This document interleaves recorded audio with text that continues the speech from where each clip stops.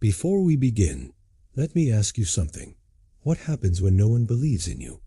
When even you start doubting your own path? What happens when the weight gets too heavy?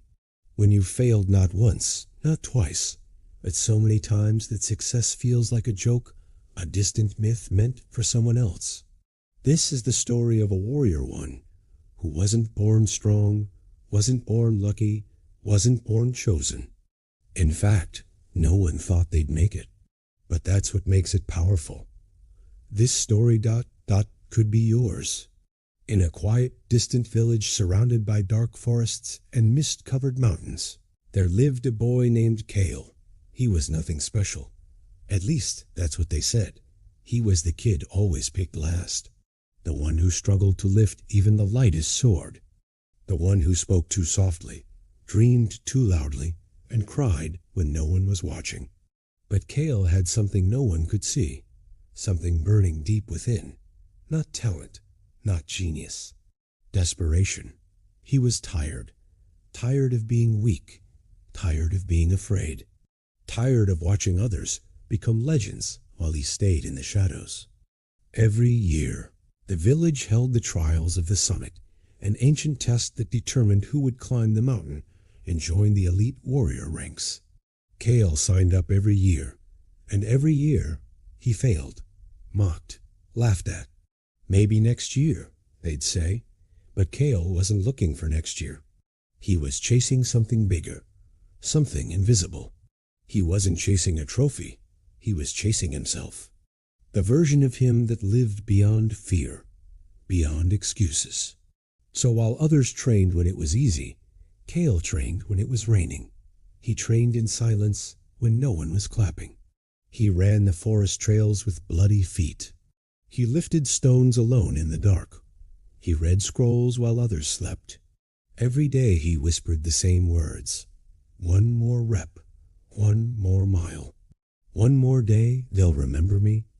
You see, what separates the 1% is not strength. It's not speed. It's silence. The silence of training alone. Of failing without applause. Of waking up every morning with no one to motivate you but the fire in your chest. Kael had no mentor. No prophecy. Just pain. And pain, if you let it, becomes a teacher no school can match. One night, after yet another failed trial, Kael collapsed in the rain at the foot of the mountain. His fists clenched around mud. He screamed, not because he wanted attention, but because he had nothing left to lose. Tears mixed with the rain. A stranger approached, an old man, skin like bark, eyes like storms. You want to climb that mountain, don't you? The old man said. Kael nodded, too broken to speak. The man looked him up and down. You're not ready, he said. Kael's jaw tightened. I know, he replied, but I will be. The old man smiled for the first time. Then meet me here tomorrow, at dawn, no matter the weather, no matter what. And so it began. Day after day, the old man trained him not in techniques, but in mindset. You don't need a sword if your mind is dull, he'd say. You don't need speed if your heart is weak. He made Kael carry water up the mountain with no breaks. He made him meditate in freezing rivers. He made him spar with his eyes blindfolded. You're not training your body. You're sharpening your will. Weeks turned to months. The villagers forgot him. The world moved on. But Kael kept showing up. In silence. In pain. In purpose. He started winning battles, not with his hands, but with his choices. He stopped complaining, stopped comparing, stopped waiting for the perfect moment. He built discipline. The kind of discipline that doesn't post progress. The kind that doesn't ask for applause. The kind that says, even if I fail, I won't quit on me. Then came the storm. A violent thunderstorm tore through the forest, flooding the village and destroying the training grounds. The old man disappeared. Gone. No goodbye, no warning. Kael searched for days. Nothing. And for the first time, he was truly alone again. But this time, something was different. He didn't collapse. He didn't cry. He got up and kept training because the old man hadn't given him strength. He had awakened it, and now Kael carried it in his bones. The next year, the trials came again. Kael entered. No one noticed. They had already written him off. But this time, Kael didn't need their approval. He didn't care about their doubts. He had already climbed a bigger mountain, the one inside himself. And when the trials began, Kael didn't dominate. He didn't destroy. He didn't dazzle. He moved with focus, with clarity, with calm.